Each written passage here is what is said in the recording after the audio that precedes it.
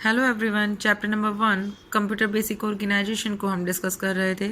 कुछ कीवर्ड्स जो basic keywords हैं उनको हमने आगे डिस्कस किया, जिसके अंदर हम लोगों ने कंप्यूटर क्या होता है, हार्डवेयर क्या होता है, सॉफ्टवेयर क्या होता है, सॉफ्टवेयर के कैटेगराइजेशन क्या होते हैं, उस कैटेगरी में कौन कौन सी चीज़ें आती हैं, उसके साथ साथ ऑपरेटिंग सिस्टम क्या होता है, इनपुट डिवाइसेस क्या होती हैं, आउटपुट डिवाइसेस क्या होती हैं, स्टोरेज यूनिट क्या होती है, ALU क्या होती है, CU क्या होती है, CPU क्या होती है। इन सभी चीज़ों को हम लोगों ने अच्छे से समझ लिया है। अगर फिर भी आपको किसी टॉपिक में प्रॉब्लम है तो आप मुझसे पर्सनली पूछ लीजिएगा। हम इसी टॉपिक को आगे बढ़ाते हुए बात करते हैं स्टोरेज यूनिट की। As we know that we have to store any type of information for future retrieving, so we have to store our precious data. अगर हमें फ्यूचर में किसी डेटा की नीड होती है तो उस पर्पज़ से हम अपने स्टोरेज यूनिट में कुछ डेटा स्टोर करके रखते हैं, जिससे कि हम लोग फ्यूचर में रिट्राइव कर सकें, एक्सेस कर सकें।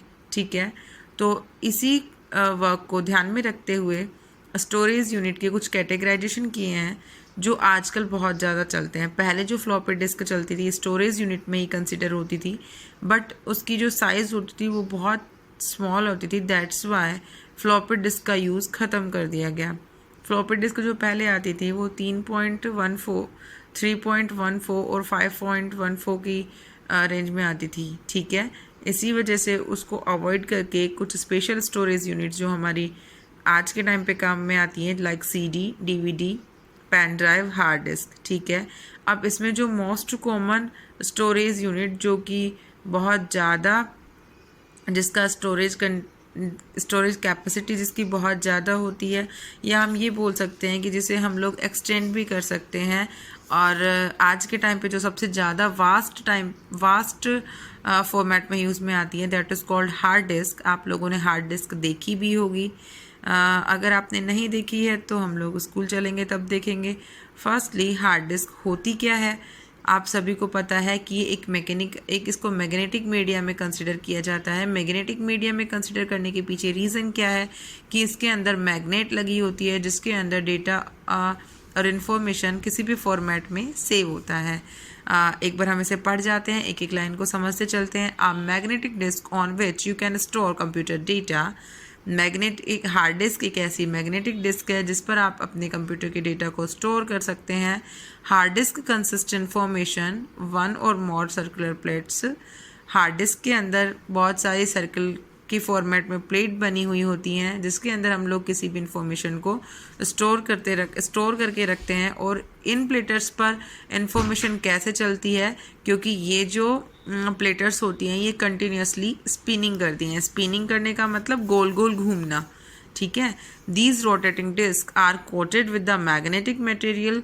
ये जो रोटेट कर रही होती हैं, जो घूम रही होती हैं डिस्क, ये मैग्नेटिक मटेरियल से कोटेड होती हैं। इनके ऊपर लेप चढ़ा हुआ होता है और स्टैक किया हुआ होता है स्पेस इसके इन सभी के बीच में। मतलब एक ये समझ लो, एक पतली सी एक परत चढ़ी हुई होती है जिससे इन सभी को डिफ्रेंशिएट किया जाता है, इनके बीच में स्पेस जनरेट किया जाता है ताकि अलग अलग प्लेटर्स को अलग अलग रखा जा सके, उनमें अलग अलग इन्फॉर्मेशन स्टोर की जा सके। Information is recorded on the surface of rotating disk by magnetic heads as the tiny magnetic spots. Information जो इसमें स्टोर की जाती हैं वो जो मैग्नेटिक हेड्स की हेल्प से रोटेट कर रही होती है डिस्क, मीन्स घूम रही होती है, उस पर रोटेटिंग की मोड पर डेटा स्टोर कर दिया जाता है। ठीक है, उस पर जो डेटा स्टोर किया जाता है वो मैग्नेटिक स्पॉट्स, छोटे छोटे मैग्नेटिक बिंदु होते हैं जिनकी सहायता से हम लोग उस पर डेटा ईजीली स्टोर कर सकते हैं। Information is recorded in bands.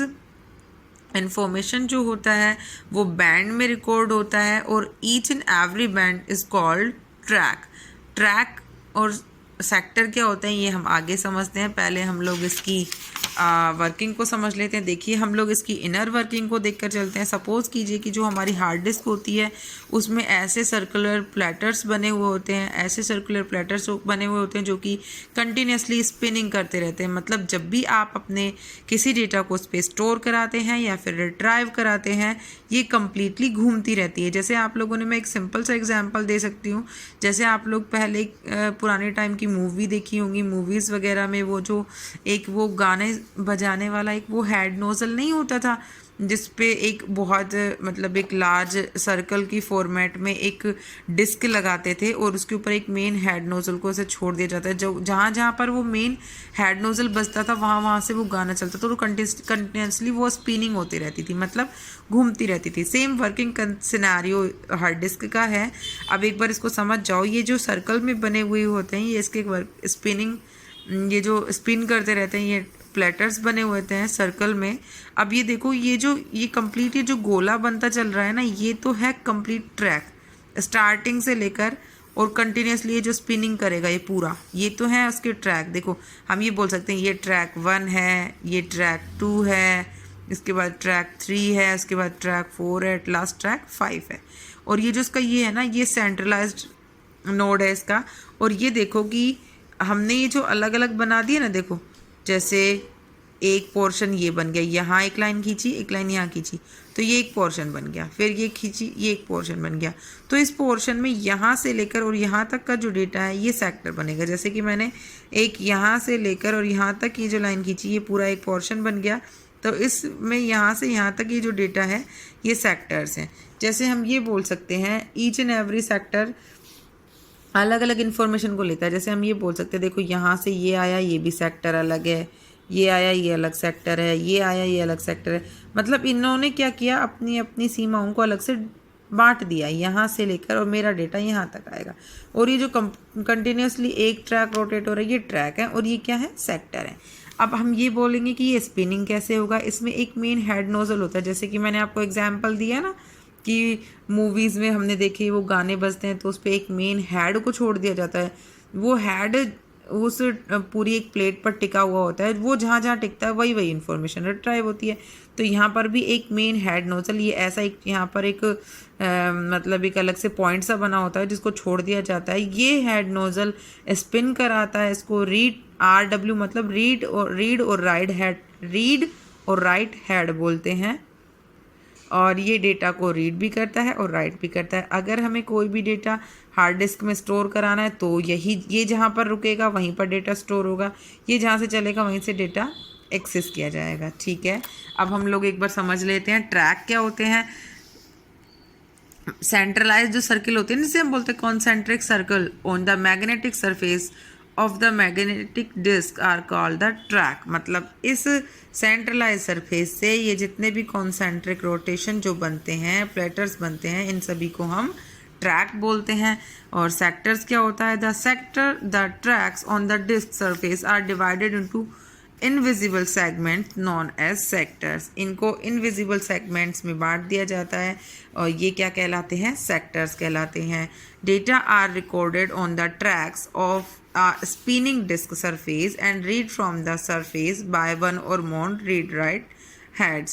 Tracks और सेक्टर में डेटा रिकॉर्ड होता है, स्पिनिंग सरफेस पे स्टोर होता है और रीड और राइट किया जाता है इस हेड के द्वारा। ठीक है, होप कि आपको ये एक सिंगल टॉपिक जो हमने लिया हार्ड डिस्क समझ आया होगा। अगर नहीं समझ आया तो प्लीज़ क्वेरी पुट कीजिए। Thank you.